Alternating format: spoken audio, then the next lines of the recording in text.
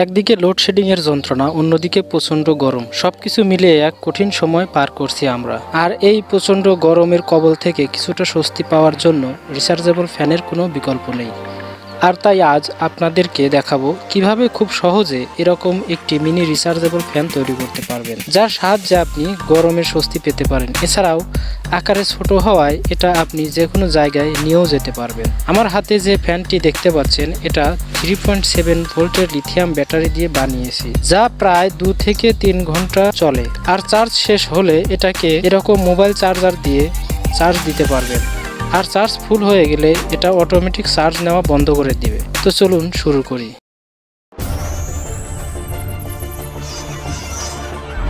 ফ্যানটি তৈরি করার জন্য আমি এরকম একটি নষ্ট লাইট নিয়েছি। এটা আমি ফ্যানের বডি হিসাবে ব্যবহার করব। আর এর ভেতরের কিছু যন্ত্রাংশ ফ্যান তৈরিতে কাজে লাগবে। এরকম নষ্ট লাইট আমাদের অনেকের বাসাতেই পড়ে থাকে, তাই এগুলো অযথা ফেলে না রেখে আমার মতো কাজে লাগাতে পারেন। এখন আমি এই লাইটের কভারটি খুলে নিব। তার জন্য আমি স্ক্রুটি খুলে নিলাম। খোলার পরে লাইটের কভারের উপরের অংশটি আলাদা করে নিলাম। আমার এই লাইটের হেডটি প্রয়োজন নেই, তাই আমি এটা সরিয়ে রাখলাম। এখন দেখুন, এখানে একটি সার্কিট রয়েছে, এটা আমার প্রয়োজন। আমি মূলত এটা দিয়ে ফ্যানটি তৈরি করব।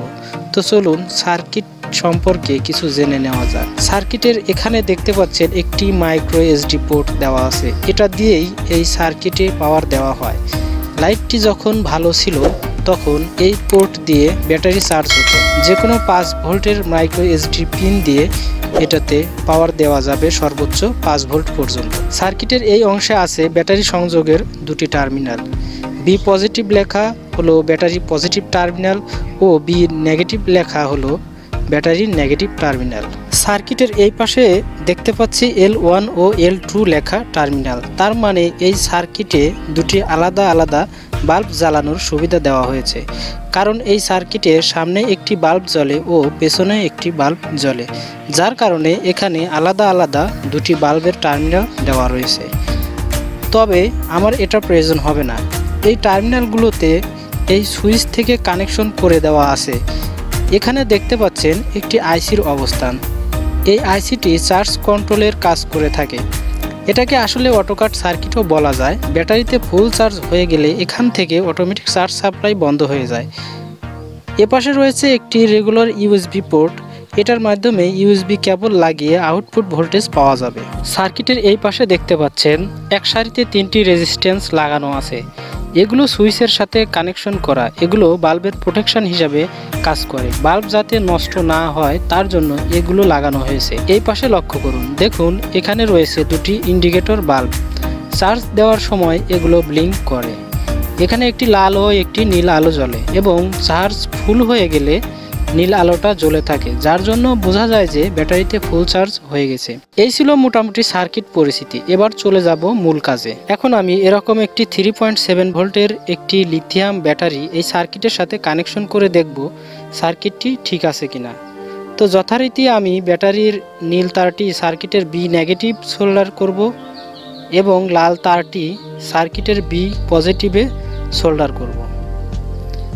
দেখুন আমি কিভাবে সোল্ডারিং করলাম।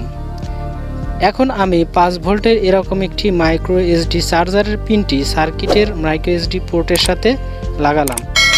লাগানোর সাথে সাথে দেখতে পাচ্ছি এপাশে চার্জিং ইন্ডিকেটর বাল্বগুলো ব্লিঙ্ক করছে। তার মানে সার্কিটটি ঠিক আছে, এটা দিয়ে কাজ চলে যাবে। এবার একটি লাল তার সার্কিটের যে টার্মিনালের সাথে ব্যাটারির লাল তারটি লাগিয়েছি তার সাথে লাগাবো। মূলত এই তার দিয়েই পরবর্তীতে মোটরের সাথে কানেকশন করব। এখন নেগেটিভ কানেকশনের সময় একটি বিষয় খেয়াল করুন। এই সার্কিটে নেগেটিভ কানেকশনের সাথে সুইচটি লাগানো আছে, যেটার আউটপুট হচ্ছে L1 ও L2। আর এই L1 ও L2 টার্মিনালটি এসেছে রেজিস্ট্যান্স হয়ে, যে রেজিস্ট্যান্স ওভার ভোল্টেজ প্রোটেকশনে কাজ করত। তাই আমি যদি এখান থেকে নেগেটিভ আউটপুট নেই তাহলে ভোল্টেজ কম পাবো। তাই আমি সুইচের এই টার্মিনাল থেকে কানেকশন নেব, তাহলে ফুল ভোল্টেজ পাবো। তো এখানে আমি একটু তার লাগিয়ে নিচ্ছি। দেখুন বন্ধুরা, আমি তার লাগিয়ে নিয়েছি। এখন এই লাল ও সাদা তারের সাথে আমি মোটর কানেকশন দেব। আমি এরকম একটি মোটর নিয়েছি। এ ধরনের মোটর আপনারা যে কোনো ইলেকট্রনিক্সের দোকানে মাত্র 30 টাকায় কিনতে পারবেন। এখন আমি মোটরটির দুইটা ইনপুট টার্মিনালের সাথে তার দুটোর সোল্ডারিং করে নিলাম। সোল্ডার করার পর আমি মোটরের সাথে এরকম একটি পাখা লাগিয়ে নেব। এই পাখার দাম মাত্র 5 টাকা। লাগানোর পর এখন মোটরটা চালিয়ে দেখব কেমন কাজ করে। সুইচ অন করে দেওয়ার সাথে সাথে দেখুন পাখাটি ঘুরছে। আমি ভালোই বাতাস অনুভব করছি। আপনারা হয়তো পাখা ঘোরার গতি দেখে বুঝতে পারছেন কেমন বাতাস লাগতে পারে। এ পর্যায়ে আমি সার্কিট ও ব্যাটারি লাইটের কভারের মধ্যে ফিটিং করে নেব। তার জন্য আমি লাইটের কভারটি নিলাম।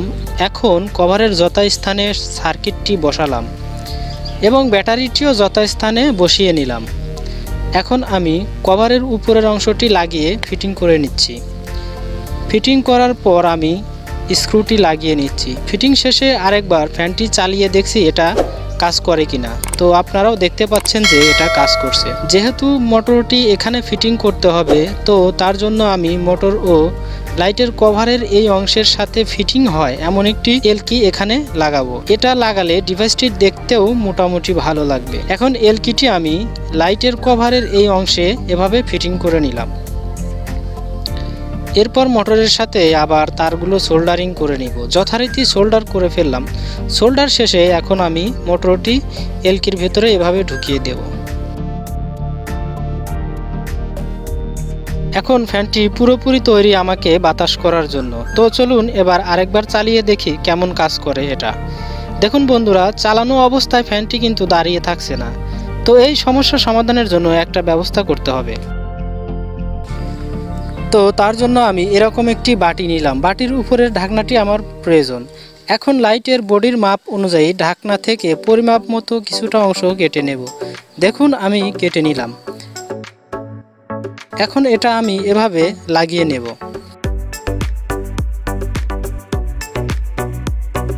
দেখুন বন্ধুরা, লাগানোর পরে ফ্যানটি কিন্তু আর পড়ে যাচ্ছে না। এটা খুব সুন্দর মতো দাঁড়িয়ে আছে আর আমি খুব চমৎকার বাতাস অনুভব করছি। চাইলে আপনারাও এভাবে বাসায় বসে নিজের মতো করে রিচার্জেবল ফ্যান তৈরি করে ফেলতে পারেন। আশা করি ভিডিওটি আপনাদের কাছে ভালো লেগেছে। কোনো প্রশ্ন থাকলে কমেন্ট বক্সে প্রশ্ন করতে পারেন। আমি যথাসাধ্য প্রশ্নের উত্তর দেবার চেষ্টা করব। আজ এ পর্যন্তই। ভালো থাকবেন সবাই। টাটা।